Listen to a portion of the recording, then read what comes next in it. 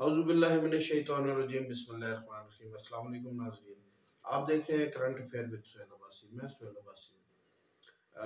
वो दिन आ गया, वो वक्त आ गया, वो घड़ी आ गई जब तमाम पाकिस्तानियों की जो बेचैनी थी, जो राज था, वो ख़त्म हो गया। आसिम मुनीर साहब को जो है वो लगा दिया गया चीफ ऑफ आर्मी स्टाफ, जो नाम फाइनल कर लिया गया है वज़ीर आज़म हाउस में काबीना इजलास में। और उसके बाद जॉइंट चीफ के लिए जो है वो सैयद शमशाद साहब को जो है वो फाइनल कर दिया गया। अब ये सदर को मंजूरी के लिए भेज दी गई है। उम्मीद है वहाँ पे सदर साहब नहीं खेल पाएंगे। खान साहब ने कहा था कि सदर और में जो है वो मशवरा करेंगे और बिल्कुल हम खेलेंगे, इस पे खेलना सियासत है। सियासत तो मेरे ख्याल से अब नहीं की जाएगी। नाम फाइनल हो चुके हैं।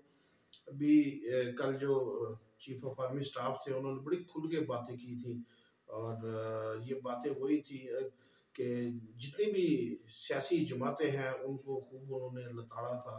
कोई भी ऐसा नहीं है कि जो कह सके या कोई सियासी जमात या सरबराह उसका कह सके कि फौज की मर्जी के बगैर हम आए और हमने ये गोल अचीव किया, हम सियासत में आए, अपना नाम कमाया। कोई भी नहीं था इनमें।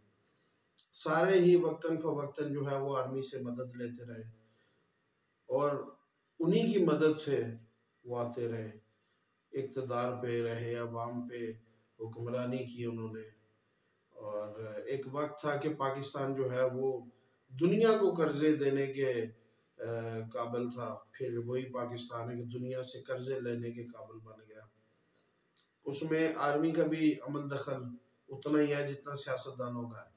दोनों ने मुल्क मिलकर इस मुल्क को उस नहज पर पहुंचा दिया, उस नहज पर पहुंचा दिया। देखिए कैसी सूरत हाल बन चुकी थी कि हर पार्टी ये चाह रही थी कि उसकी मर्जी का आए। भाई क्यों आए आपकी मर्जी का? वो इसलिए आए उनकी मर्जी का कि वो फिर अगला इलेक्शन उसके सर पे खेलेंगे। कमाल की बात है। हम खुद आर्मी को घसीट रहे हैं सियासत में, खुद चाहते हैं कि उनकी मर्जी का आए जिससे हम मदद तलब करें और अगले इलेक्शन की हम तैयारी करें, वो हमें असिस्ट करे, हमारे लोगों को जितवाए और हम हुकूमत बनाए। कमाल का इस्लामी जमहूरिया है ये जमहूरियत जहाँ पे है कहाँ पे। अगर यही काम करना है तो एक कानून बना दिया जाए। देखिए एक बड़ी ये अभी भी जो सूरत हाल पैदा की गई हजान की सूरत हाल थी।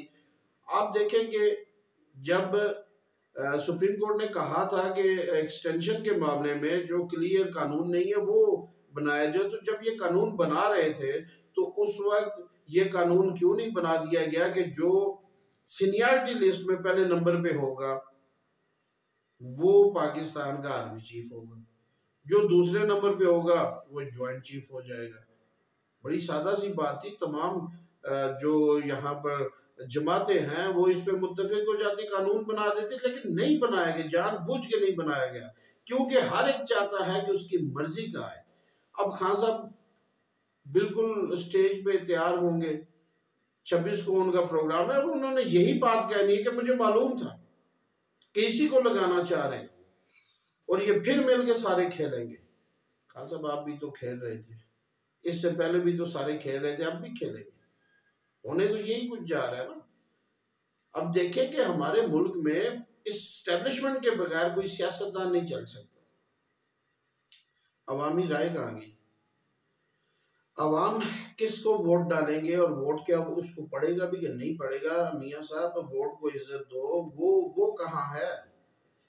अब या तो ऐसा कानून बना दें असेंबली में कि जो सीनियरिटी लिस्ट में पहले नंबर पे हो वो आर्मी चीफ है, जो दूसरे नंबर पे हो वो ज्वाइंट है।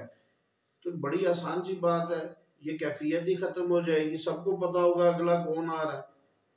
मन पसंद और नापसंद पे फैसले किए जा रहे हैं और हमारा मुल्क जो है उसमें आप महंगाई को देख लें, महंगाई पे कोई बात नहीं कर रहा। जो भी हुक्मरान आ रहा है, फिर व्हाइट हाउस से बयान आता है कि हमारे साथ जो पॉलिसी बनती है वो आर्मी चीफ बनाता है, पाकिस्तान का वज़ीर आज़म नहीं बनाता। इससे शर्म की ज्यादा बात और क्या होगी कि आप डमी के तौर पे फिर अमेरिका जाते हैं, वो भी ना जाया करें। आप कंट्रोल करना चाहते हैं हालात को तो फिर आप जमहूरियत लेके आए, फिर जाती पसंद नापसंद को छोड़ दें और एक कानून बनाए कि जो सीनियर है वो आएगा। फिर उस आर्मी चीफ को भी पता होगा कि इसके बाद मेरे बाद कौन आएगा, दूसरे को भी पता है, तीसरे को भी पता है। देखिए, कोई भी ऐसा शख्स कभी भी फौज में ऊपर नहीं आएगा जो पाकिस्तान के खिलाफ होगा। वही लोग ऊपर आएंगे जो पाकिस्तानी होंगे, पाकिस्तान के लिए अपनी जान देने के लिए तैयार होंगे। वही जनरल्स बनेंगे, वही मुल्क को संभालेंगे, मुल्क की बागडोर चलाएंगे, सरहदों की हिफाजत करेंगे। कोई भी ऐसा नहीं आएगा कि जिस पे कोई शक होगा। तो फिर इसमें क्या है कि दूसरे नंबर वाले को बनाओ, 8वें नंबर पे ज़िया साहब को बना दिया। तो इन चीज़ों को चेंज होना चाहिए। हमारे मुल्क ने अगर तरक्की करनी है तो हमें कानून बनाने पड़ेंगे, कानून पे अमल करना पड़ेगा।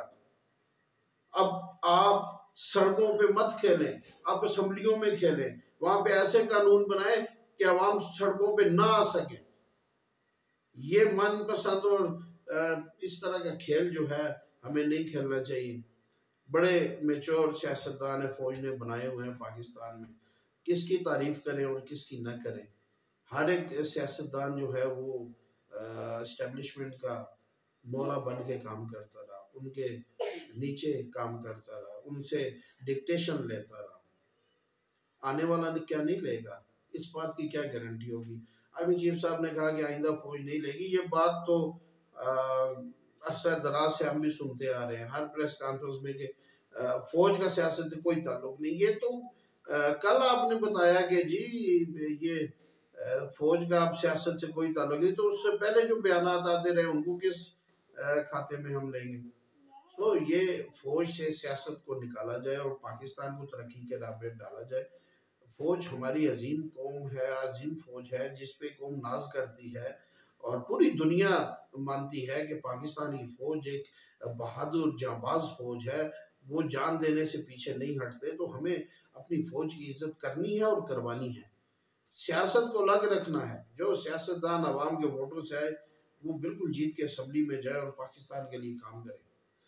और इस फौज से भी ये गुजारिश है कि आप अपने अपने हदूद में रहकर अब पाकिस्तान की सलामती के लिए काम करें। और जो शख्स पाकिस्तान के लिए नुकसानदेह है, ऐसे लोगों को असम्बलियों तक भी नहीं आना चाहिए। नाजरीन, अपनी कीमती राय का इजहार ज़रूर कीजिएगा कमेंट्स में। हमारे इस चैनल को लाइक कीजिएगा, सब्सक्राइब कीजिएगा। मिलते हैं अगले प्रोग्राम में।